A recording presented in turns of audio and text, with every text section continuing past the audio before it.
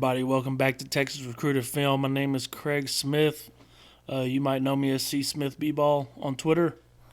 Tonight is a subject that I wanted to get into. I get a lot of questions all the time because I'm at a lot of games. One of the questions that I get all the time is, what's the favorite team that you've seen this year? What's your favorite player that you've seen this year? And tonight I'm going to answer that question. My top 5 teams that I've seen this year, I'm going to talk a little bit about them.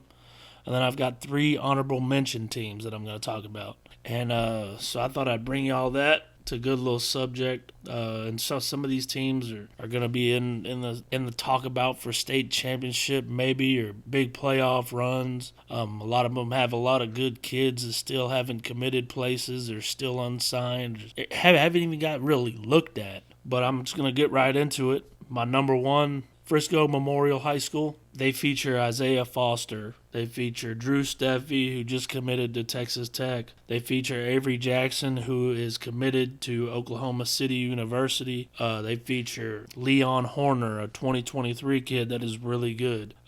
Big man Mason Wujak. That's one of the kids that is very underrated, but fits in with that group really nice. They're 14-0 in district right now, playing really well. They lost Jalen Williams and Josh Thrower.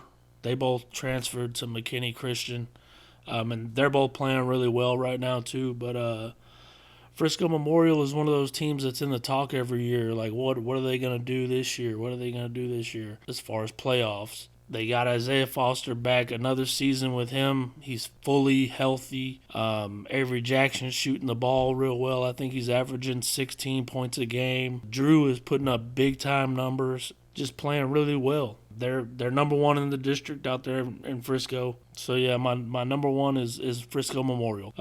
My number 2 is Mansfield Timberview. They feature 4 senior guards. You got Jared Washington, who just signed I believe yesterday, to Midwestern State, a big-time guard who's been on that varsity team since he was a freshman, I want to say. I know he was on one of their maybe 2 of their state championship teams, I'm not sure. Kendall Weaver, really athletic kid, can jump out of the gym, does a lot in the paint, starting to shoot the 3 really well. Braylon Crosby is another one of their guards, underrated kid, played with Urban DFW. Donovan O'Day is a kid that played for Urban DFW also. A kid that's starting to catch fire with some low major D1s. And one of the kids that you don't really think about out there is their big man, Samir, who fits in with them really well. They've all been playing together for a long time, and they all understand how to play with each other, and he knows his role. And he doesn't try to do more than he knows he can do. And they're also led by one of the best coaches in the state, and Coach Gregory, one of the best assistants and workmen. He's really good. They're just a good, solid team. You should look for them to make a big-time run. I think. In my head, I think they'll make a big-time run, and they might be in the state title game. They might be there. So just keep a heads up. Number 3, got John Paul. They're in TAPS 6A. They got 3 high-level kids. R.J. Jones, Liam McNeely, top kid in the nation for the 2024 class. Gabe Warren, who is a kid that's caught fire this past summer and now still going. R.J. Jones runs the point guard position, but he's a scorer. He's more of a combo guard. Big-time shot maker. A really quick release on his jumper. And you can tell why coaches are really interested in him, just because he can score in so many ways. Like I said, Liam McNeely at 6'6", he has an inside-out game. He can kill you from the inside, he can kill you from the outside. There's not many things that he can't do. He can rebound really well at 6'6". He can handle the ball really well. I know he works out with Tyler Ralph a lot. And like I said, Gabe Warren, another 6'6" kid on their team, really defends well. He's super athletic. He's getting looked at by a lot of low to mid-major D1s. I believe they're now number 2 in TAPS in the state rankings. That's interesting. But I think San Antonio Antonian is up at number 1, and they're always really good. They produce a lot of good kids. There's a lot of good basketball being played at Antonian every year. And number 4, I have McKinney High School, 6A. They feature Jacoby Campbell, Jacoby Walter, Devin Vincent, Thatcher McClure, Alexander Meckway, and their 6th man, Jackson Steele. I think this team begins and ends with Jacoby Walter. Walter's one of the best 2023 kids in the nation. Great scorer. I watched him play 17U ball this whole summer, and foot on the gas all summer. He was one of the best scorers for that team from what I saw all summer. He really scored the ball in a lot of different ways. He had a 49-point game the other night, maybe a week ago against Geyer. I think they lost by 2. That's tough. But 49 points. You're talking about a kid that has a college-ready game already, and he has another year left of high school. Alexander Meckway is a kid that's signed with SMU. I know people get mad when I say undersized, but he's a 6'5" kid playing forward center, but he's also very athletic. He can jump out of the gym. He blocks everything, and he times it perfectly. During the summer, I noticed that he had gotten a 3-point shot that he knocked down very consistently. He knows when to take it and when not to take it, which is a good thing that's good to have at his position that he plays. You don't want to overshoot the ball at that position, because that's not really your game. Stick to your game. When you're open, take it, and he knows when to take it. Devin Vincent, the Swiss Army knife, the do-it-all guy for that team. He's going to play defense. He's going to make big-time shots. He's not going to have a bad attitude. He's a coach's dude. He's going to listen. He's going to do his job. That's what Devin does. That's what he did over the summer with Texas Dynasty. He just kept his head down and kept working. That's what Devin does. Jacoby Campbell, Mighty Mouse, the energy of the team. At 5'8", Jacoby is probably one of the best defenders I've seen. He's able to dribble around his defenders, able to get under dudes, to get fouls.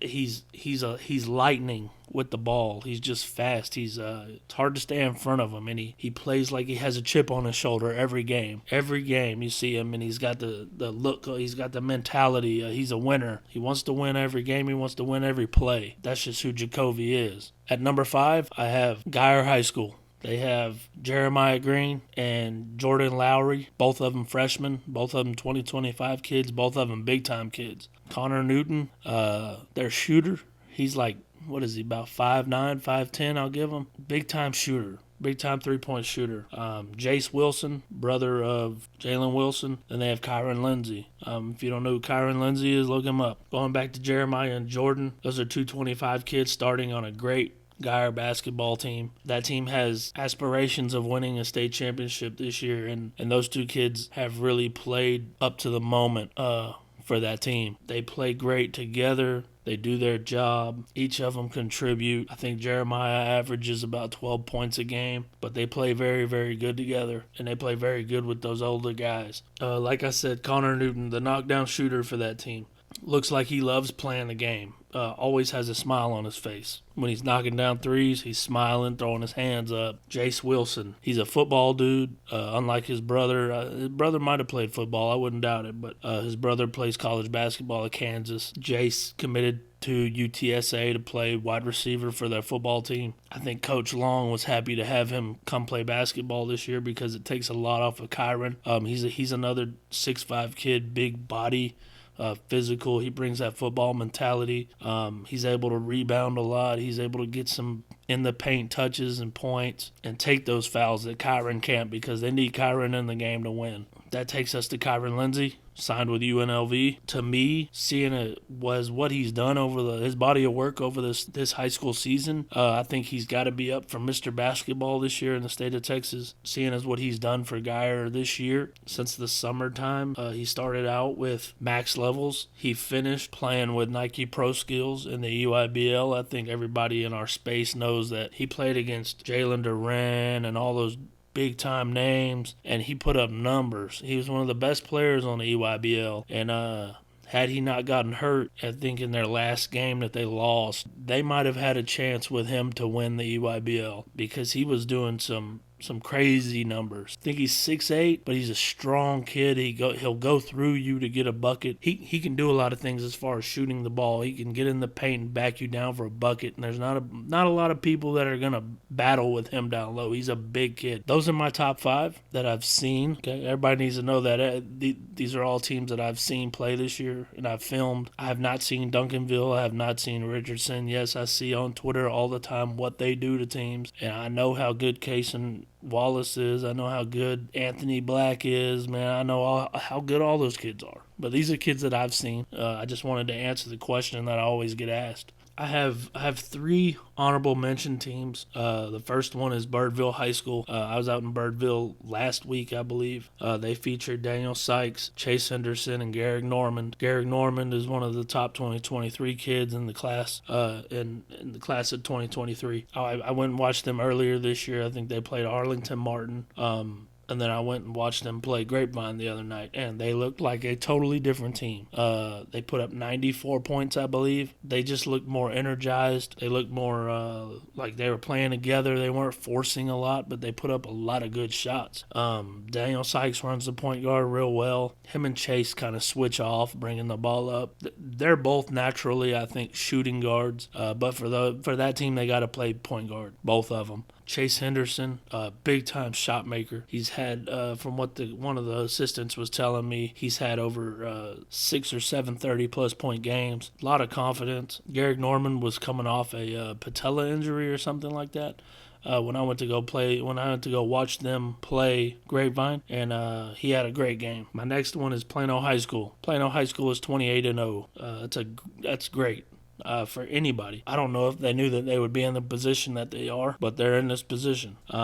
Xavier Williams is the motor for that team. He's their high point scorer. They defend really well. They don't commit a lot of mistakes, and they can play slow. They can play fast. Either way you want to do it, they can do it. They play 4 bigs, and they all contribute. And they just got Justin McBride from Oak Hill. He started off at South Garland. We'll see how that acclimates going into playoffs, because I think Justin McBride will have to play a big part in that playoff run if they're to make a run. Prestonwood Academy. I went to watch them play John Paul. Prestonwood has Vinny Sagona and CJ Wilson. Both players are big-time shooters. I think everybody knows who Vinny is.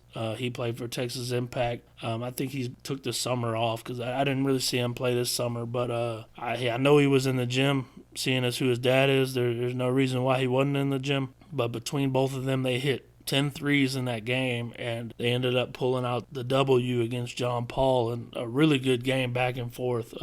Those 2 kids are big-time buckets. A lot of coaches need to start looking at those 2. If you're a team that needs a shooter, those 2 guys are your best bets because they don't miss much. That's my answer for y'all. Hope y'all enjoyed this. I'll be doing more of these. I'm Craig Smith. Peace.